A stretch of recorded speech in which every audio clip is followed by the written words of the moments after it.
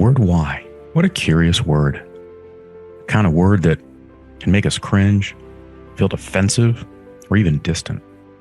But you know, sometimes why is the key. A key that can unlock so much to our lives.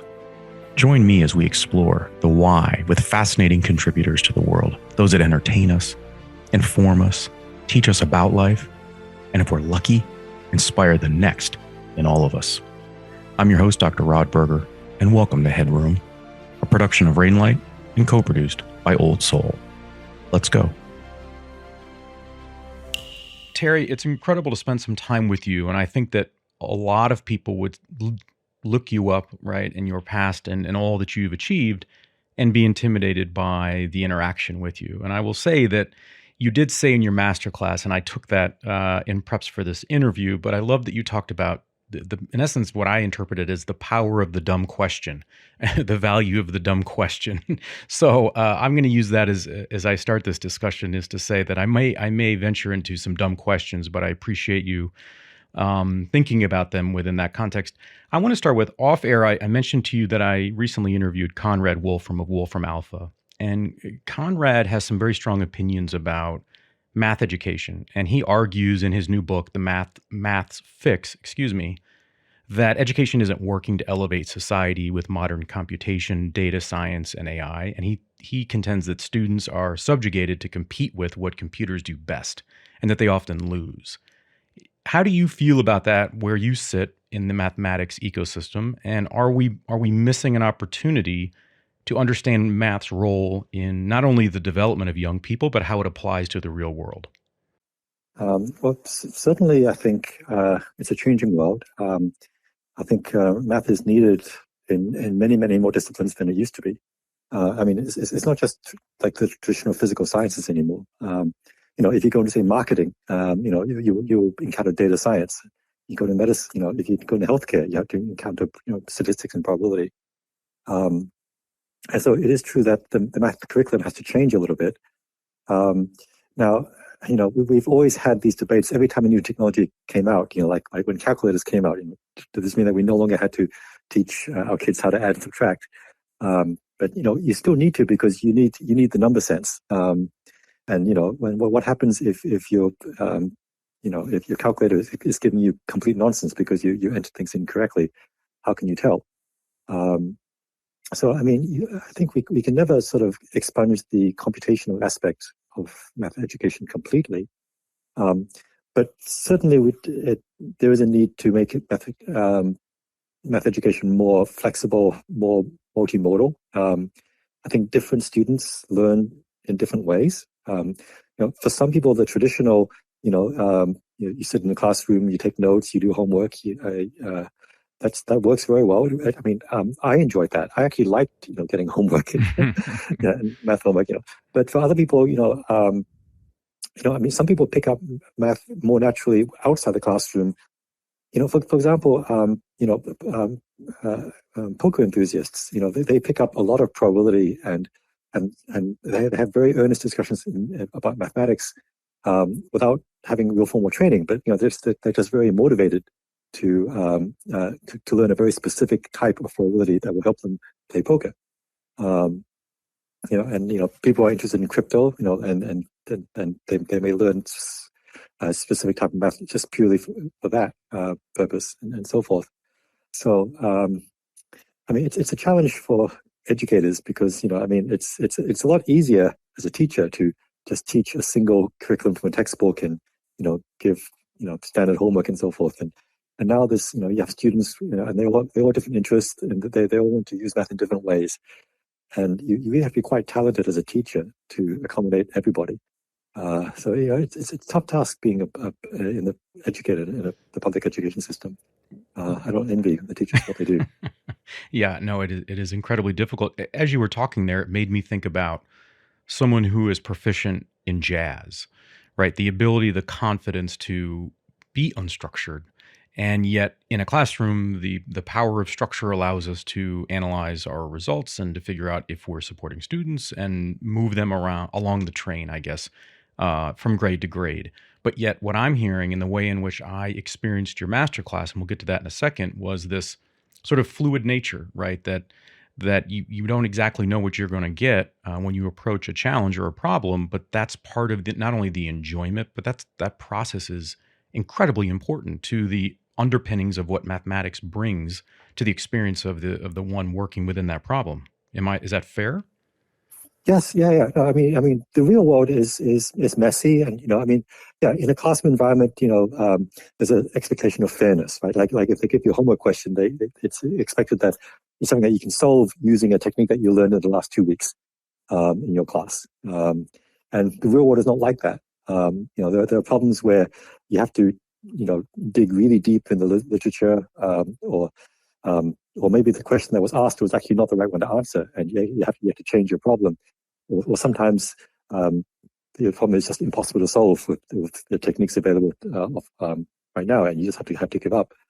And yeah, and I mean it's a tough transition for students, because they live in this sort of bubble where everything is controlled, and you don't expect any trick questions or problems that can't be solved, or ones that require really creative out of the box thinking that you can't see in your textbooks.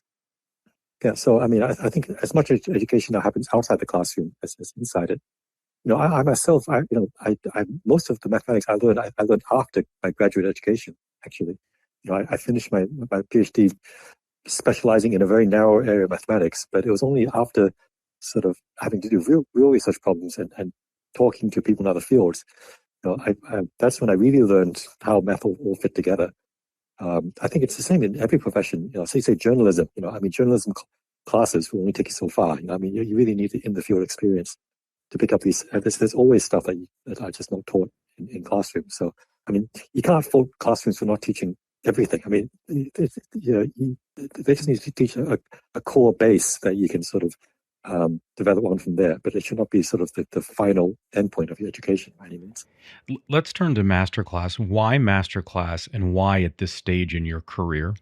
Well, okay. Well, the short answer is that they approached me. So about a year ago, they contacted me and said that they were interested in expanding into the science type sphere. I think most of their classes are in things like cooking or music or something. They had, I think, only 4 or 5 that you classify as science. But they thought that it was worth expanding into, and they contacted me. And I have been interested in trying to find new ways to present mathematics. I mostly give classes to undergraduate or graduate students, to people who already have had years and years of maths education. But reaching the public, the ones who have, who didn't have a great experience, say in high school in mathematics, and they're kind of scared of it. And to them, it's just it's almost like these magic spells, right? Like these formulas are incantations with no meaning. And it's, to actually get to these people and say that actually mathematics is not so scary. It's actually not that's different from the way you normally think in real life. It's just done very systematically and precisely. So I've been looking for a while for a way to reach that audience. I've given a few public lectures and so forth, and I'm working on a popular science book, for instance. But but I guess maybe they came at a time when I was looking for this type of activity, and they were quite professional, and they've they said they had a lot of experience in taking kind of the raw material of a lecture, but they may have some rough idea of what to present, but they have no idea how to polish it and film it in a way that is appealing. But they could handle all the editing and the production values, and making it accessible. And so it really just seemed like a good match. I think when academics like myself try on our own to reach the public, there's a bit of a disconnect sometimes. Because we spent decades and decades in the ivory tower, and we kind of forget that like things that are second nature to us are not always accessible to the public. Like a certain jargon that we just use without thinking about it. That the words don't have the same meaning to the general public. Well, that's what So I felt in your course. I will say that math scared me personally when I was growing up, and so it was quite intimidating to then take the class. But it was incredibly approachable, visual. It felt as if it was, and it didn't feel like it was dumbed down in any way. It was just much more. I don't know. It was personal in that way. I mean, you had a fantastic anecdote about solving a problem at an airport. I'd love for you to share that, where they were trying to figure out how to shorten times from when you got off the plane to the baggage claim. And it right. really wasn't about the mechanics of maybe a conveyor belt moving luggage faster from point A to point B, but it was about the journey and the process and really the psychology of the experience of that traveler that made the biggest difference. And I want to use that as sort of a backdrop, Terry, to say it feels as if that the brand of math has been increasing and growing in popularity when we think about coding. To your point around crypto and poker and betting on NFL games like we've had, that people want to understand the role math plays and that it can be fun, they can make money at it, it can be creative, all these other things. But then we have this perception issue where the Dr. Terry Tao's of the world feels if they're at a distance, or those that are like a Conrad Wolfram, and it's hard to understand where we sort of sit. And I'm wondering if we're just approaching or we're asking the wrong questions when it comes to math, and that maybe we should be thinking about it from an entrepreneurial perspective, because it feels very much like the journey that you took me on in your masterclass. I could have substituted some of the language, and that would have been a class on how to become an entrepreneur and understand sort of the risk reward of what you're doing and how to maybe make calculations that could be more advantageous to your success. Yeah, I mean, I can't speak for any other profession, but I can imagine. Yeah, okay. So for example, one of my advice, as you said earlier, is always ask dumb questions and don't be afraid to fail. And I can imagine that is a lesson which is applicable, for example, in entrepreneurship. Although I think it's not always a one-to-one map. I mean, one thing about mathematics. Vladimir Arnold, who was a great mathematician and also a physicist, he had a saying that mathematics is the area of science where experiments are cheap. We don't need these multi-million-dollar labs to do things. We just need sort of a pen and paper or a blackboard. And so, we can try. You want to solve a math problem. You can try something, and if it doesn't work, it doesn't work. You just wasted an hour of your time. You throw away your piece of paper. You start again. But it's not a disaster.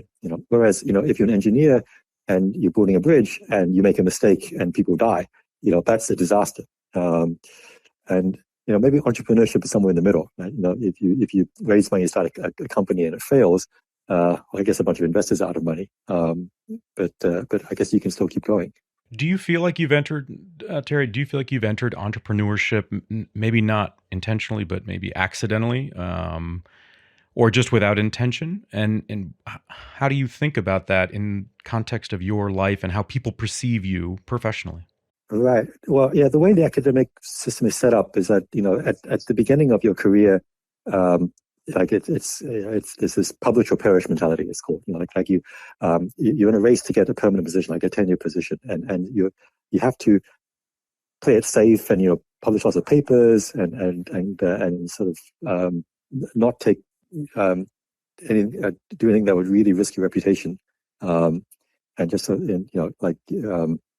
so your research would probably follow to a large extent a well-trod path, just improving upon what previous people did.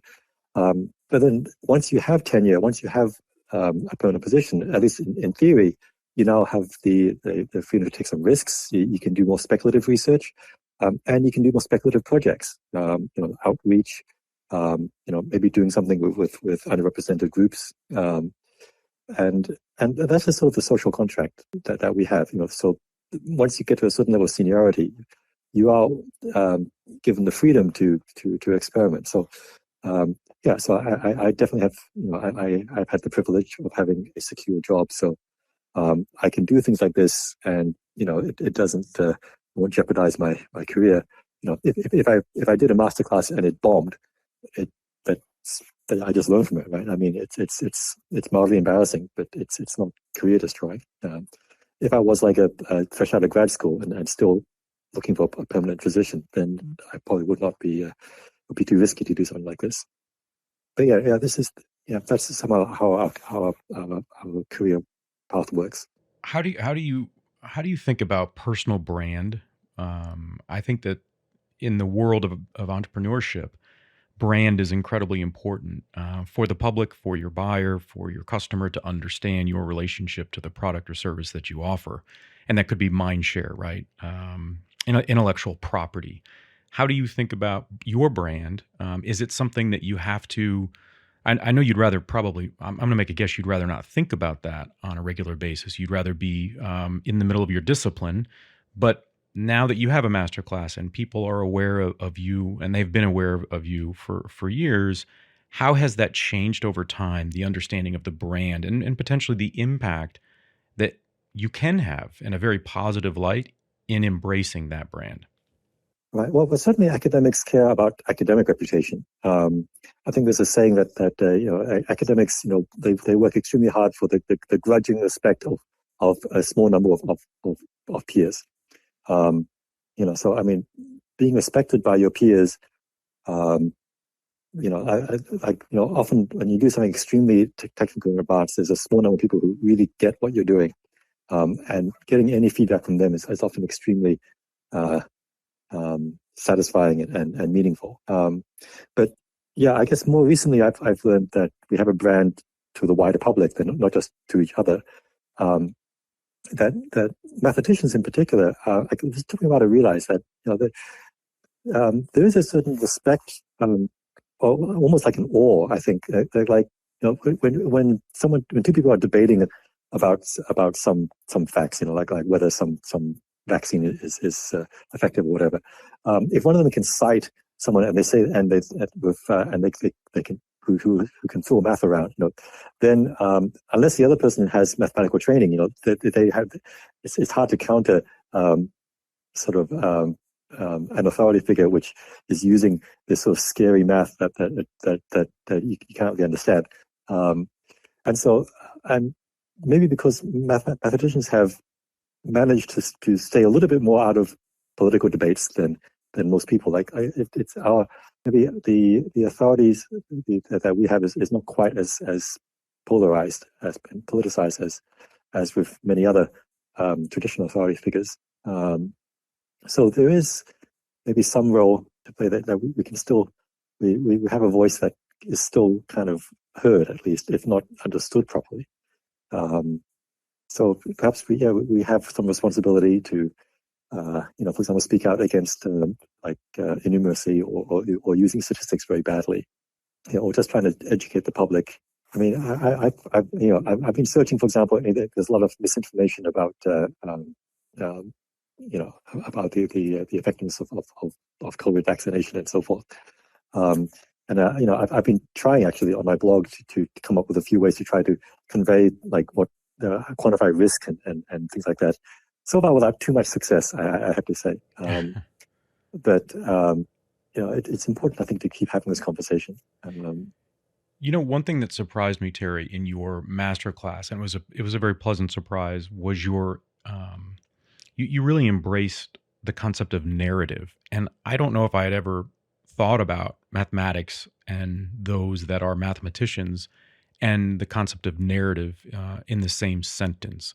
Can you speak a little bit about that because to me, it is a story component. I mean, this is, people understanding those, I think, that are at within the same, that have achieved similar heights as you have in your accomplishments, and understanding how then you can communicate and reach the public, to your earlier discussion point and desire.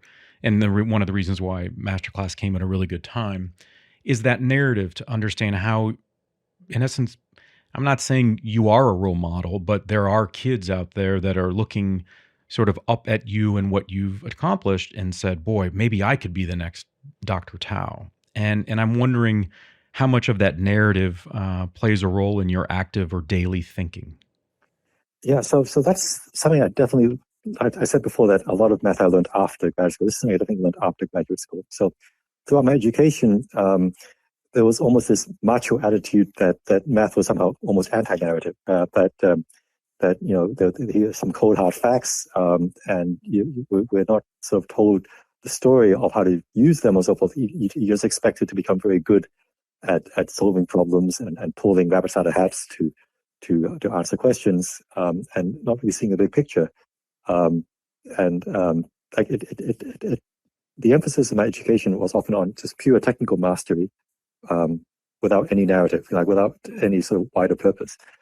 I remember actually I was a bit vague. I as a student, I remember I had only had a very vague idea of what mathematicians actually do. I thought there was some higher authority that would every so often give us some problems to solve, and we would solve them without knowing why. But yeah, it was only after I did research and talking to other leading mathematicians, and whenever they talked, they were always, they didn't focus on technique, and well, I mean sometimes they did, but they often wanted to say, okay, what's the story here? What are we trying to do? Who's the good guy? Who's the bad guy? What are we hoping to get here? And what does this story remind me of? Okay, so are there other stories in mathematics which had a similar beginning, and how do they end? How do they end up? So what can we expect will happen here? Bit by bit, I just sort of realized how important it was, and I think there was some article that someone wrote about advice on how to give good mathematics presentations, and that I forget who it was, but someone just stressed over and over again that it's you're telling a story just like a filmmaker or a playwright or a comic, despite sort of our conceit that mathematics is somehow less is more rational and less human somehow than other disciplines. It still is very important to have the same sort of narrative beats. There should be like a protagonist and an antagonist, and there should be tropes. That your story should remind the audience of other stories that they already know. Once I got that, somehow it just made math a lot more fun. It wasn't just pure technique, but. What is I was going to say, Terry, what is your hope with Masterclass? Have you thought about that? Is that a conversation that you've had sort of at home with family because this can change the trajectory of the way in the number of people that get to know you for different reasons outside of being, called the Mozart of math and these sorts of things. You're a professional in your mid 40s, and you're not the child prodigy anymore in that regard. And this could be changing the trajectory of the way in which people engage with you, want to work with you. How do you think about that? What are some of those internal conversations you're having? I guess, I still view myself primarily as an academic, and that I would mostly interact with other people in the academic sphere. There have been a few scientists who've become public figures, like Carl Sagan, for instance, and I guess Neil deGrasse Tyson, like that. I myself, I don't kind of see myself going fully down the public scientist type, public figure type role. I hope more people in my profession do. I think there is somehow a tendency for too many of us to just stay in our ivory tower and not engage with all the outside world. What I'm hoping actually is that many other of my colleagues start doing things like this, not necessarily Masterclass, but so as I was mentioning just before we started the interview, there are other colleagues who are talking to other journalists, or they're working with YouTubers to produce fairly high quality videos about science and math. And so I think it's not so much specifically myself that needs to be in the spotlight, but if more people like me are out there trying to engage, that would be better for everybody. Are you comfortable? Are you more? I think you leaned into this just a second ago, but do you feel comfortable, or are you uncomfortable with the thought that people might think of you as an entrepreneur? To the extent that I take risks, but from a position of safety, I have to say. I have a permanent academic position, and then I do little things like these Masterclass. It's I think, okay. I mean, if you want to call that entrepreneurship, um, yeah, but it's not like sort of betting your entire livelihood on the success of your endeavor or something. I mean, yeah, if I quit my day job and I try to, I don't know, become a YouTube blogger or something. Breaking news today, right? Yeah, no, I mean, I've not tried actively. You know, I mean, I kind of grasp the concept that I could be more active about managing my brand and have lots of social media and maybe I don't know, merchandising or something. Okay, but I mean, I still see this as kind of not my primary role. I mean, like if in the course of being an academic I can engage with the public um, without sort of having to give up on research and all my academic duties, that's great. You know, it's possible that my career goals may change as I get older. I mean, they certainly have changed. When I was 20 years ago, I only really cared about research. Yeah. Yeah. So, I mean, it's sort of, certainly it's nice that I have a certain amount of name recognition that I'm still, I guess, looking for the optimal way to use it. So this masterclass is an experiment. I don't see myself doing a lot of these things in the future, or at least not specifically but I had a positive experience with masterclass. So if there's some other outreach project that looks like something where I can contribute and make a difference,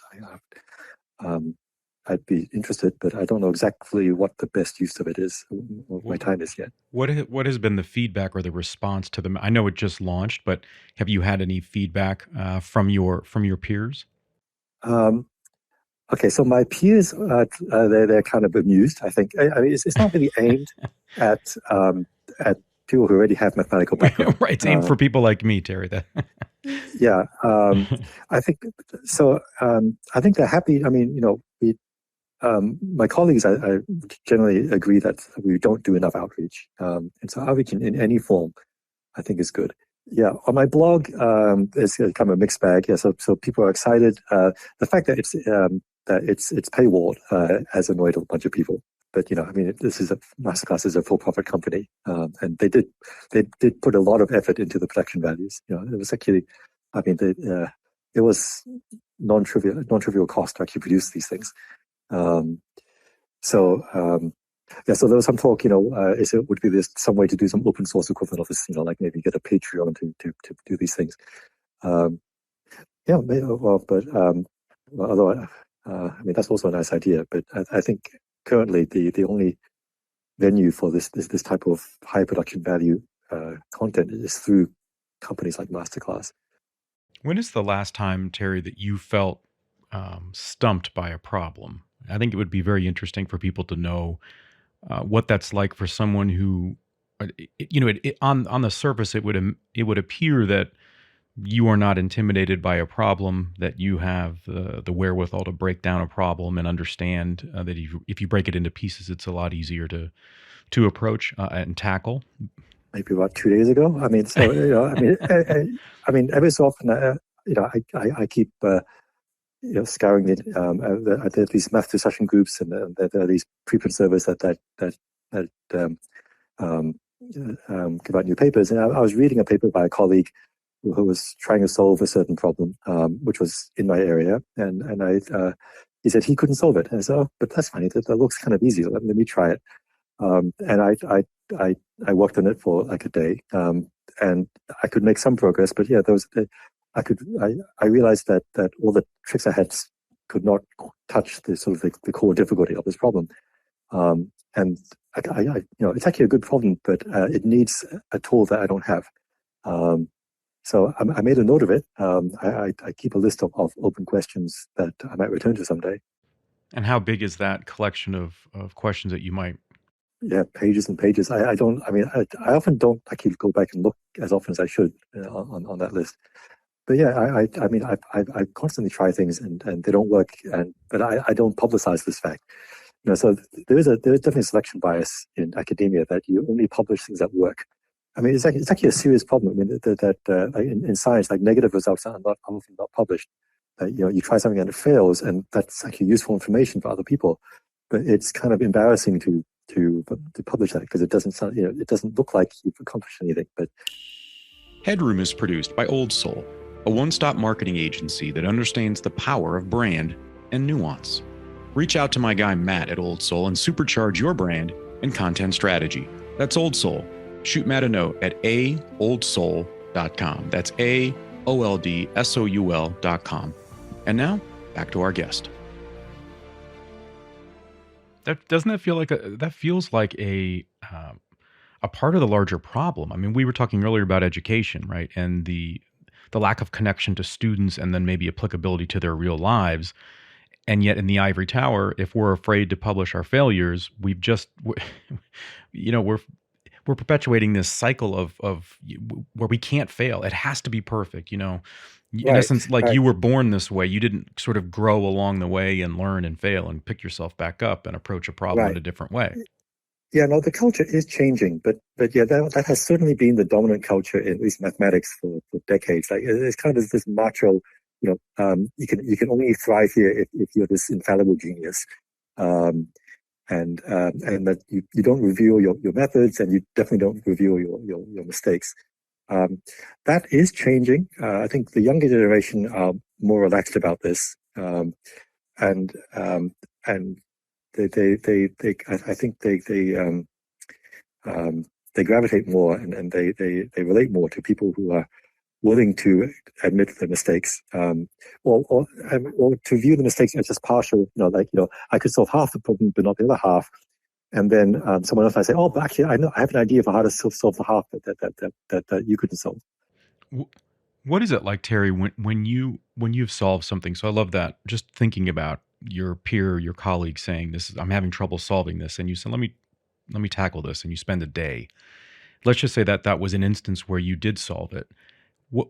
I have no understanding, or I struggle to comprehend what that experience might be like. Is it akin to a natural high that you might have, or someone might have on the athletic field, or if they've closed a deal for business, or won the spelling bee? What is it like when you've solved something and you know it? Yeah, certainly there is a high aspect to it. I think, solving the problem is definitely cool, but actually the thing that really is the most enjoyable is the connection with the person you're working with. Like, the moment when you both see that you solved the problem, and like you can look at each other and you high five, and but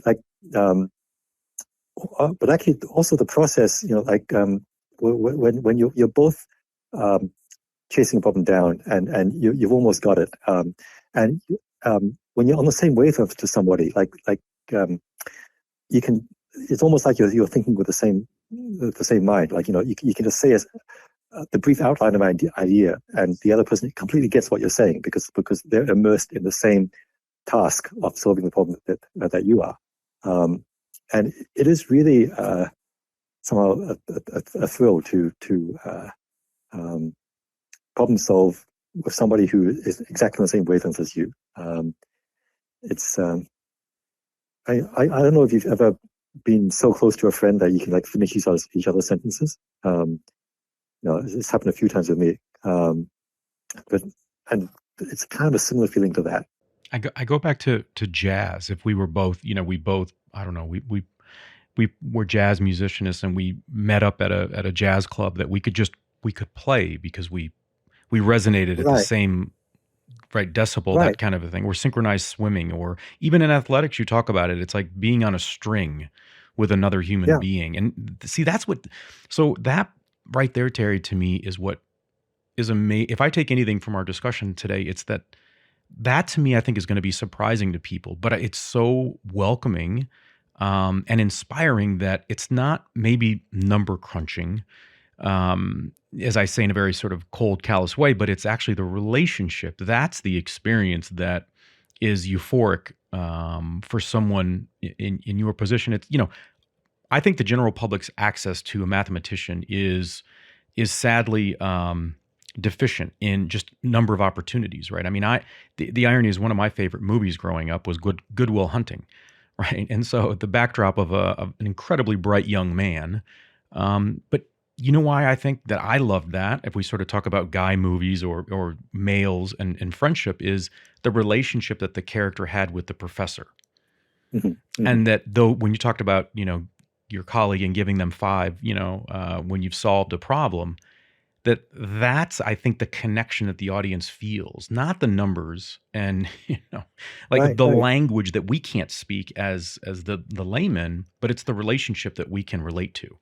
Yeah, and that's the direction in which mathematics has been trending. I mean, in the past, I think it was more the lone person, genius in the attic um, um, trope was more accurate. But mathematics is a collaborative discipline now. I mean, it's just so complicated, and I mean, no one person really can solve all these problems anymore. And people's skills have become more and more important in math. Yeah, it's actually, I mean, there is this sort of stereotype of mathematicians being socially awkward and not even to the point where they can't interact so well with other mathematicians. But that is changing, actually. I mean, just the nature, the way we do our job, we have to be social and to work with others, and to communicate effectively. How comfortable are you as you are in your mid 40s when you just in your own skin? Oh yeah, that has changed. Yeah, I was a lot more concerned when I was younger about looking foolish and reputation, and yeah, more self-conscious. Um, yeah, I think yeah, it's easier to loosen up. I think yeah, I mean, there's a certain like the first time, like you crack a joke in lecture. Um, like I've noticed, like when a postdoc, someone fresh out of grad school teaches a class, normally they are quite nervous and they stay close to the textbook and they don't take any risks. Um, but as you get older, you can start saying, taking a few more liberties, and you make some jokes. You might say some statements that are actually quite outrageous, but designed to provoke the students and generate discussion and so forth. And after you do this a few times, then you can get a bit more comfortable doing that. So yeah, certainly I feel like I can do that more and more. Um, yeah, it also helps that once you get a stable job. That, Then you feel more secure. So talk about, if you don't mind just sharing, are are you always thinking about, is your mind always running where you can't turn it off, that you are thinking about the problem that you just started to attempt to tackle, the next one that you're thinking about? Can you turn it on and off? well, nowadays it sort of gets turned on and off for me. I mean, there's I have two kids, and there's always something happening at home, and there's this. I have always meetings with various. I mean, so um, yeah, I'm on all these committees which are sort of about math, but not actually math. So, I no longer have these huge stretches of time where I just do mathematics, but I just have these blocks of like 2 or 3 hours every few days for something where I can um, think about a problem. And then because of that, when I do get an opening in my schedule and I'm not super exhausted, then I will just jump into working on something for a while. But then often something will distract me, and then I have to set it aside. Um, What is it? so yeah, What is it like, I have to Terry? learn to multitask. To talk about, we're both fathers. What is it like to be a father, and to be a father that is of some celebrity, and one that is based on accomplishment, right? Like a skill set, not just social media, because it's 2022. We do have that. Um, do you think about that in the development of your children, and how they might, in essence, assess their own achievements or growth, especially when their father has done so much, and especially in the public eye? In some ways, so I live in Los Angeles, and so somehow I think there's a lot of celebrities around here just in general. So like in the schools that I go to, there was a couple of children of movie stars and and people like that. And some there's some children of very wealthy people. In a way, I and while maybe I'm known in some circles. I'm not as known as a Hollywood movie star or whatever. So I don't think it has been that made that much of a difference to me. You have to ask my kids. I mean, maybe within like in their science clubs or something, right? They may have heard of me with their peers. Um, but I think people adapt. So when I was a kid, I skipped a lot of grades. And at one point, I was my classmates were 5 years older than me, and I remember that, at the first week of class, people would stare at me and it'd be kind of weird. But after a week or two, we'd have the same homework assignments, and I'd be at the same level as the people at the rest of my class. I have the same difficulties with the material, and I think pretty soon people just got used to it. I just happened to be a lot smaller than the classmates, but it wasn't actually that strange. So I think people are just used to adapting. Do you find that there are social implications to that accelerated growth or the path that you were on by skipping 5 grades? It did mean that my social life got kind of mixed up in a different order. So like I didn't go to like social events. So like the equivalent of a prom in high school. We don't quite have the same thing in Australia, but I didn't go to these things. It was only when I went to Princeton as a graduate student at age 16 that I started hanging out with some undergraduates and made some friends and joined a movie club and a bridge club and things like that. And I think I had many of the social activities that you normally have in high school. I'd actually got in either college or grad school. When we started dating, once I came to UCLA, yeah, it was mixed up for a while, but I think I got most of the experiences that a normal kid would eventually, just in a slightly different order. What advice would you give for a young student that is very interested in mathematics and they may not know it? They may be interested in coding or they may be interested just in sort of STEM subjects writ large. What advice would you have for them? Because I think it's fascinating. When you were younger, you talked about it here, and I know you talked about it in the masterclass, just not fully understanding what mathematicians did. Um, it- you know, I think it's important for young people to know what accomplished mathematicians are doing and how they are impacting planet Earth in any number of disciplines, because it allows them to set course on a path that may take them there, but it might also create a beautiful new path as well, utilizing the discipline of mathematics. Yeah, well, if they are interested in mathematics, there are so many activities and resources now. There are in the communities. There's some very high quality mathematical bloggers. There are online courses, which are many of which are free, actually. Khan Academy being a famous example, for instance. Um, it's to give advice. I would say that it's not necessarily a race. Like sometimes kids or their parents get obsessed. Oh, I must get must graduate it must be the youngest person to finish high school or whatever and get perfect grades here and so forth. And I mean, some amount of academic achievement is useful and important, but it shouldn't be your primary goal.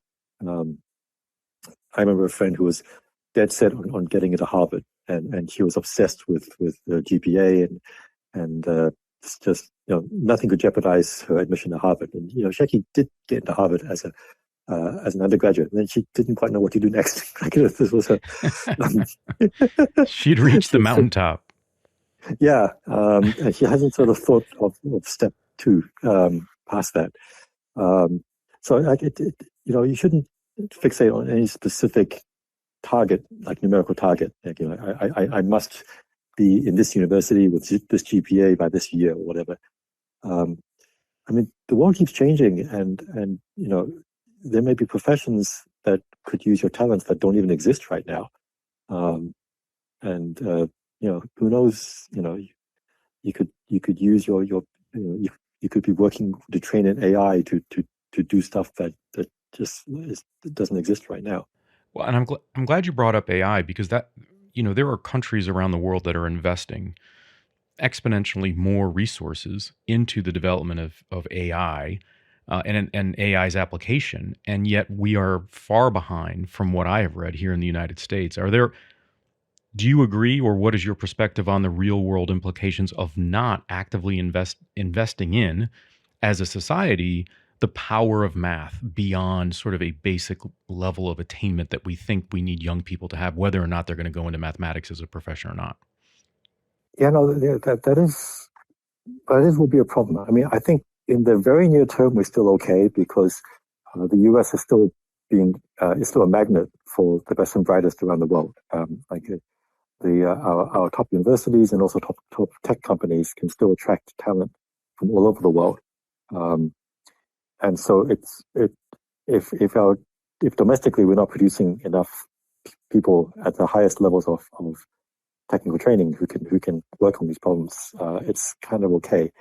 There was a long-term worry that maybe the U.S. is no longer like the dominant place to go. You know, it used to be even 10 years ago that a student in China or India or Europe, whatever, if they wanted to get a top-class education at the graduate level, they would almost certainly want to go to a U.S. university.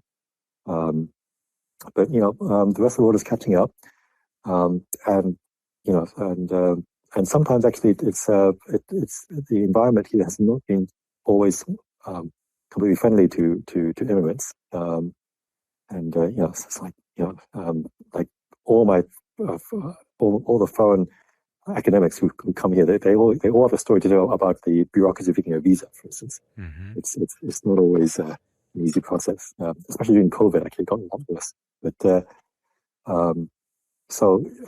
I think at the strategic level, sort of the U.S. government has to make sure that this is still a very attractive place for really talented people to work. But yes, we also have to work on domestic, on training domestic students who are interested in to have all the opportunities to use their talents.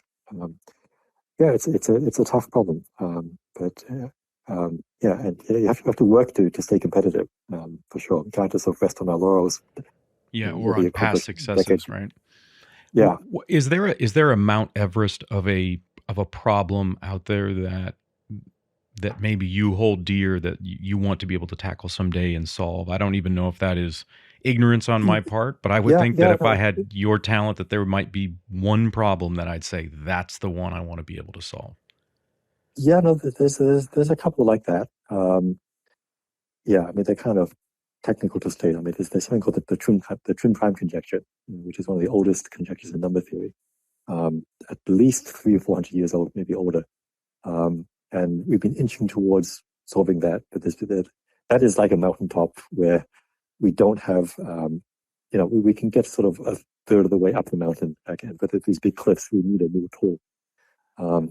So I've been sort of tinkering with various easier versions of that problem over the years. There's this question about it's called the Navier-Stokes regularity problem. The colloquial problem is can water spontaneously explode? That is it possible to have some configuration of fluid which suddenly the velocity becomes infinite and it just blows up and does something very unphysical. And of course, this doesn't happen in real life. You swish water around for a while, it eventually calms down and becomes still. But there is potentially some very weird initial configuration of water that someone defies laws of physics and it just becomes more and more agitated. And I've been trying to actually build such a solution for a while. And again, it's extremely difficult. Do you think about the application of that solution?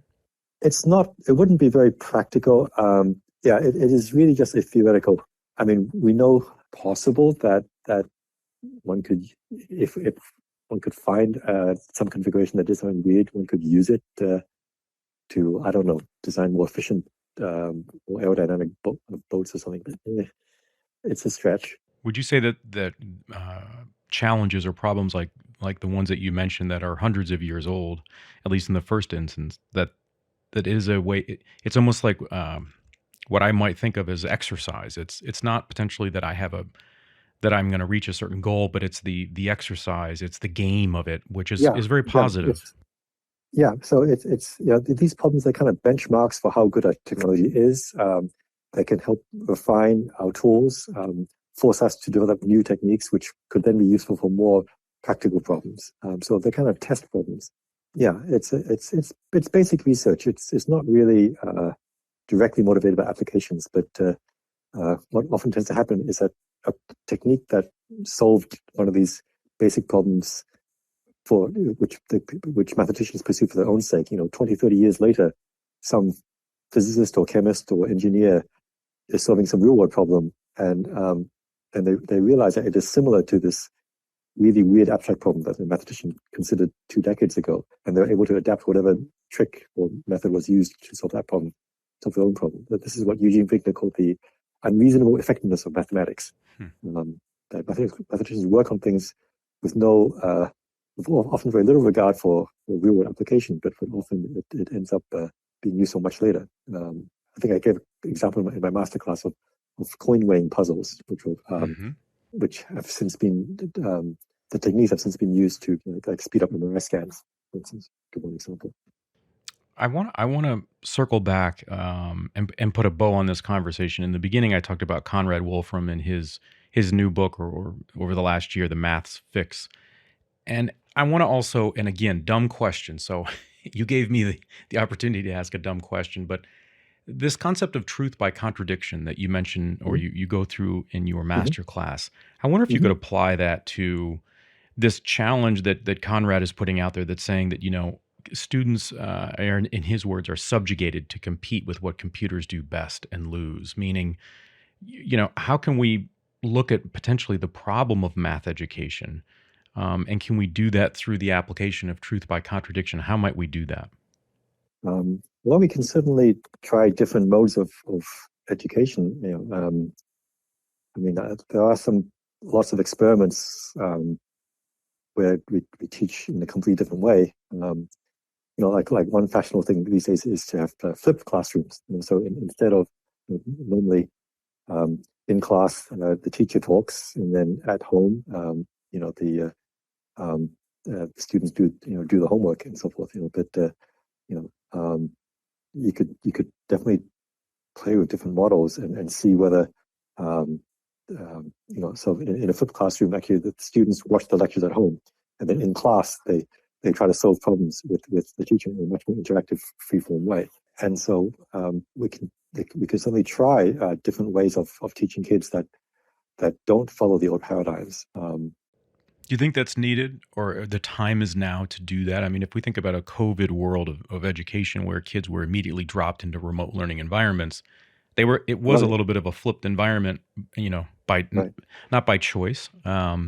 And I'm wondering if now would be the time to think about it. But I would imagine that one of the ingredients we would need would be, almost like a letter from the principal giving us the okay to fail, because it feels like we still are in this this construct that we cannot fail. Yet when we do graduate and we're working, with professors like you at UCLA, failure is a part of the process. That's part of the enjoyment. But yet we're not instilling that at the ground floor with young people. And I think that then there's a disconnect, because if I'm not truly passionate, or I don't understand the way in which I can contribute to the field of mathematics, I'm probably going to go pursue something else because I didn't have that initial experience that said it was okay to fail. Right. Yeah, no, it's definitely not a political starter to say, okay, I'm going to try something that may fail your kids. That means your kids will fail to get educated. Who's with me? Okay. Yeah, so I think for now, I mean, it's only at the fringes where, like, you can do pilot projects where the students opt in, volunteer to be part of an experiment, and maybe it works, maybe it doesn't. I mean, there is this problem. I mean, I'm not so much engaged in these sort of school education issues, but I do know that there's this phenomenon that sometimes there are these pilot projects and they're extremely successful. The teachers invest a lot of time into making this new teaching pattern work, and they get great results. The students all come out really happy and high achieving, and then they try to scale it up and they bring in more teachers who are not as enthusiastic, and they don't quite understand what's going on, and it almost never scales up. And the thing about traditional education, all its faults, and like you're saying, it's dry, it's outdated, and whatever. It at least scales. I mean, it feels like everything has to go back to scale, whether you're an entrepreneur or whether you're in math and education. In essence, if it doesn't scale, we don't, in essence, have time, resource, or interest in moving things forward. Yet it seems like those, going down the rabbit hole actually benefits our species. Yeah. Isn't that called like the innovator's dilemma or something? There's some gap. I forget the term of it. Between a successful pilot project and a successful scaled, mass market appeal. I forget. You probably know the term better than I do. So Terry, let's close with this. I want to be respectful of your time, and I know you've got students probably you have to get back to, and problems to solve. If we circle up, or if I run into you in Los Angeles in 5 years, what will be your if I say, Terry, how has it been over the last 5 years since Masterclass? How has your life changed by being more public in your expression of your talent and the impact?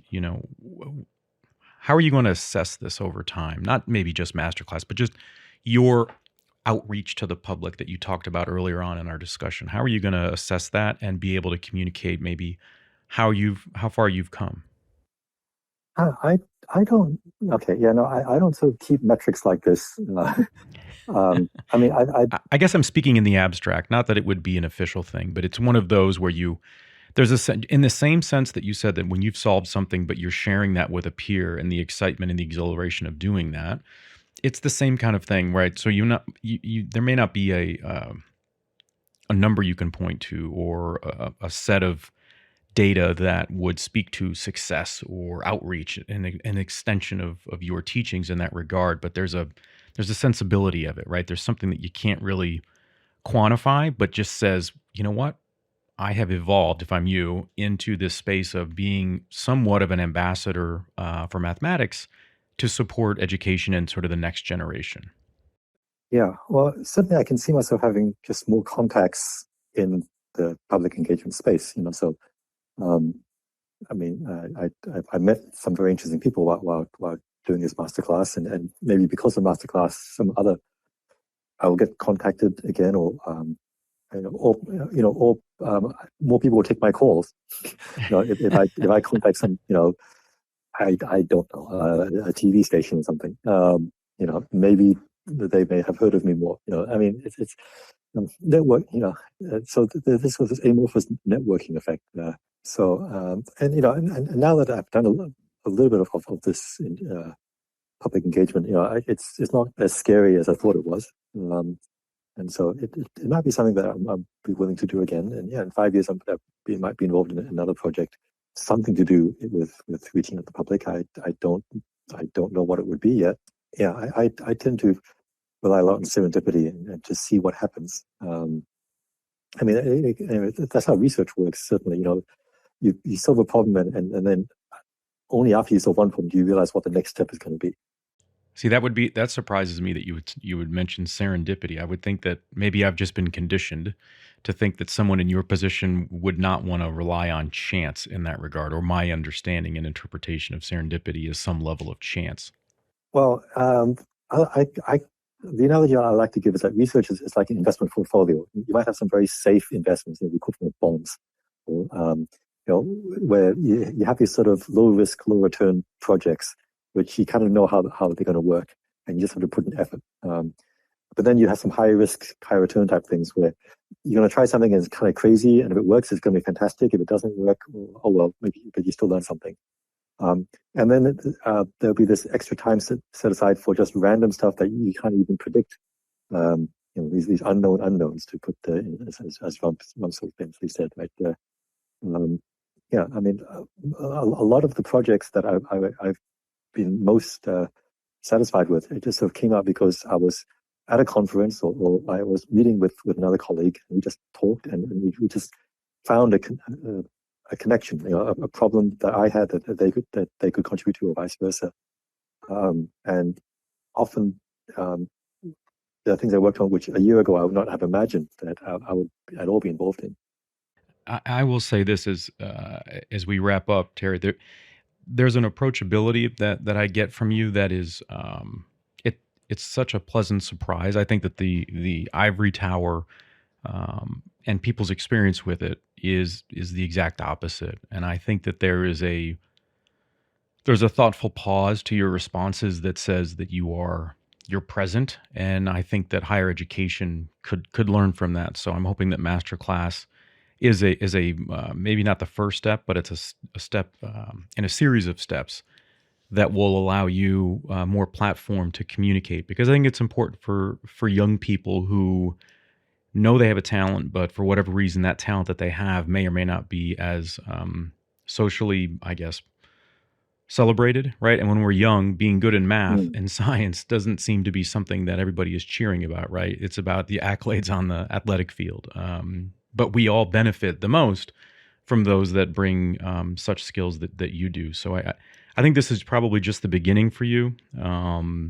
Your brand is getting ready to take off, and so it's just been a pleasure to spend some time with you. And anytime I can ask dumb questions, it just means I'm going to ask less of them at home. So I thank you as a husband and a father that you allowed me to do that, and continued success with all that you're doing. Hopefully Masterclass will be, like I said, the start of many things to come, and maybe we'll run into each other one day on the UCLA campus. But once again, we want to thank Dr. Terence Tao. Terry, thank you so much. Oh, thank you. It's a pleasure. Thanks for taking the plunge into Headroom, where we uncover the why behind the what and who impacting our lives. Headroom is a production of Rainlight and co-produced by our friends at Old Soul. I'm your host, Dr. Rod Berger, and this is Headroom.